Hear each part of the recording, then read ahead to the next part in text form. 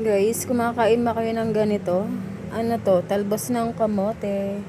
Igigisa namin sa sardinas. Ayan. Galing pala to guys sa sa paso. Ito yung nakatanim lang sa paso. Ayan, ang lago nila. O, ang tataba. Sa paso lang yan nakatanim. Ayan, tapos ko nang himayin. Ganyan ako maghimay. Kasama lahat ng dahon. Ayan. Ayan, luto na rin ang pagkain ni Max. Inihaw na ata. Wow! Ayan, nagluluto rin pala kami ng sugpo. Asan yung shell? Meron din kaming shell, guys. Anong tawag dito na shell, hoy? Tapalang. Tapalang? Ah, ito yung tapalang. Akala ko tapalang, yung parang ganun. Yung dinala ng kaklase mo. Masarap yun. Anong tawag doon?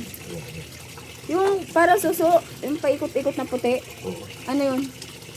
Yung linuluto ni pare mong big boy na sweet and sour. Yung dinala nung kayo? Reunion. Limot ko na yung putang. Yung kulay puti, yung sungkit. Yung sinusungkit. Ano ang tawag doon? Susung ano yun? Yung kulay puti, malaki. Oo. Teka. Langan naman yan. Ito guys, yung aming sugpo. Bit walang limango. Wala eh. Ano luto niyan? Ano luto? Maya maya. Hindi pa alam kung anong luto guys. Ayan, ginigisa pala. Guys, ganito pala yung laman ng tapalang. Napakarami pero unti yung laman. Putang. Kasi may may ganyan lang kadami. Oo.